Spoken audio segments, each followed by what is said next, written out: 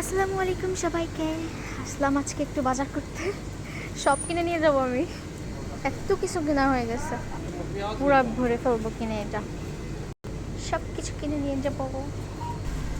আইসক্রিমও কিনবো, বাট কোনটা কিনবো ভাবতেছি। কোনটা কিনবো? এইটা কিনবো আমি। অন্যগুলো খাওয়া শেষ, এটা ট্রাই করি না এখনো। শপে আসছে আর বাচ্চাদের মতো চকলেট কিনবো না, তা তো হয় না। চকলেট পছন্দ করি না, এর জন্য বেশি নিলাম না। কি কিনবো আর ভাবতেছি, বাসায় তো সব কিছুই আছে, কি নাই তাই ভাবতেছি।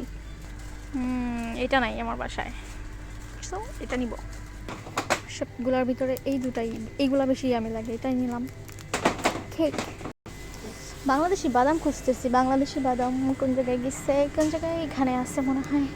দেখি, খোসাওয়ালা বাদামগুলো বেশি ভালো লাগে, ওগুলাই নিব। এটা নাই আমার বাসায়।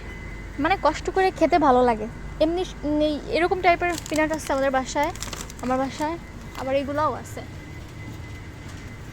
এখন আমি খোসাওয়ালা বাদাম নেব। এটা হচ্ছে কষ্ট করে খেতে হয় তো, আর কষ্টের ফল সবসময় মিঠা হয়।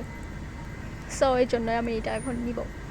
সানফ্লাওয়ার সিড, এটা অনেক ইয়ামি লাগে, বাট এটা হচ্ছে 1 ঘন্টা ধরে এক প্যাকেট। তো তুমি মনে করো 4-5 ঘন্টা লাগবে তোমার ইয়া করতে, কিন্তু লাস্টে মিলবে অনেক কম, লাইক এক মুখের ভিতরে দিলে শেষ হয়ে যাবে।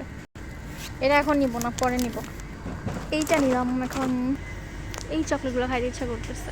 এই যে এটা নিব। এটা কি মজা হবে? আগে কখনো ট্রাই করি নাই, দেখি আজকে নিয়ে যাই, দেখি কেমন লাগে। হালাল গ্রেপস জুসটা নিলাম। গ্রেপ জুস, এটা হালাল ছিল। এমনিতে জুস হালাল থাকে না, এটা হালাল দেখলাম। আগেও খাইছি, ট্রাই করছি, ভালো লাগে। সো এটা নিয়ে গেলাম শুধু।